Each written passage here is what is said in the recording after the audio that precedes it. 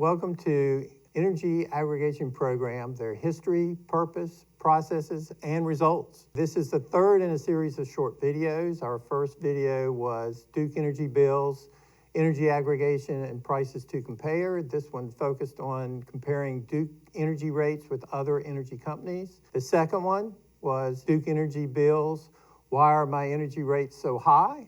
This focuses on extreme weather and energy rate increases. And so this one will focus on what is an energy aggregation program.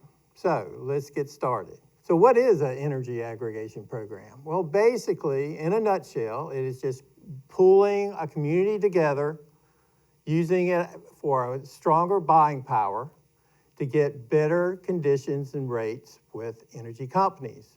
You can read it on the screen, what the formal definition is, but basically it's just to give you more purchasing power. The history of how they got started was basically the energy companies wanted to be unregulated. Well, who likes to be regulated? Not many. So they approached PUCO, which is the regulatory commission for energy, and they said, we want to be unregulated. Well, they approved it with a condition that said that, all right, if you're going to be unregulated, then the communities and corporations will have a chance to choose whatever energy company they want to then. And that's the aggregation program. And this all happened in the early 2000s. So this has been going on for about 25 years. There are three goals that energy aggregation basically has, all right? The first goal is to stabilize residents' energy costs. Duke Energy, which is our local utility, uses a variable rate scale. So from month to month or from quarter to quarter, their energy rates can increase or decrease. So you're not really sure what's going to happen. It all depends on the market. Aggregation programs, on the other hand, are fixed rate programs. Through the length of the contract, it can be 1 year, 2 years, 3 years, but generally you'll have a flat rate, a fixed rate, and that won't vary. So you can kind of plan on how much you're going to be paying from month to month. The other goal is possibly reducing the rate of energy. That's not always the case. Things change, but that is a primary goal of trying to reduce the cost to residents. And the third goal is to give the residents a choice.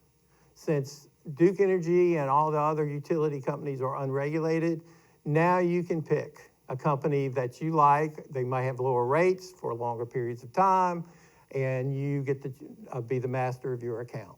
So those are the goals, okay? So how do you develop a program like this? A lot of people don't understand how these programs are developed. Well, basically it becomes a ballot issue in a community. It goes to the vote of the people of that community. If it passed, like Forest Park did, then the city managers hire a consultant, and the consultants go out. They talk to different energy companies, tell them how many people we have in our package, and then hopefully we get a good new energy contract, which can range from anywhere from 1 year to 3 years so far. Nothing unusual about it. It is voted by the people, and the city council follows the direction of the vote.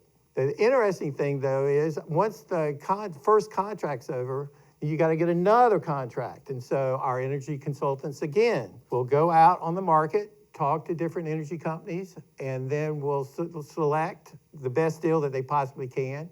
They approach the city leaders saying, this is what we have. What do you think? If we think the deal is a good one, then we say, yes, let's go ahead. We sign a contract. And then letters go out to residents. Now, these letters go out to people who are with Duke Energy or are already participating in the city's aggregation program. Those are the only two types of individuals that will receive a letter. Some people, when they get the letter, they read it. It is a little complicated, but there is a section in there that says if you do not want to participate in this program, you can opt out. And you can opt out at any time during the contract. I know the letter says that you've got to do it within a certain period of time. Well, that's just because that's what the state says they need to say. But in our contracts, you can get out anytime you want to, then you can get back in if you want to, you can get back out in, no fees at all. But read the letter carefully. Now, if you decide to opt out, there are phone numbers that you can call and websites or emails that you can go to that all you have to do is contact them, the company, give them some information of your bill, and you're good to go. You'll return right back to the local utilities, which is Duke Energy.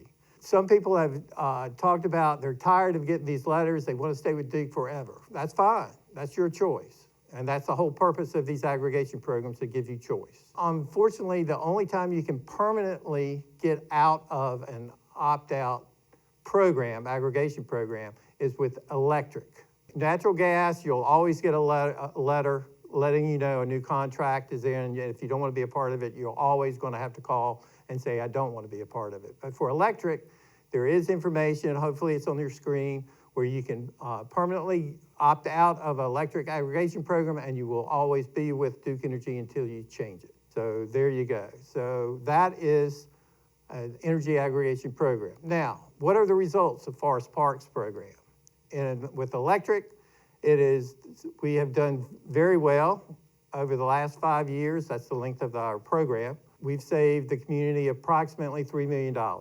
For natural gas, we're a little behind on that, not much, maybe about $200,000. But with the way that our contracts are, and we just signed a new contract, which is lower than Duke Energy rates, we have a strong feeling that we'll catch up and break even fairly soon. Now, the last thing I want to say, if you're approached by someone at your house, on the phone, or in a store, and saying they've got such a good offer, energy offer, you've got to sign up now because it's going to be gone in a couple days, and they're asking for information from your bill, do not give it to them, because you don't know exactly what the contract will say.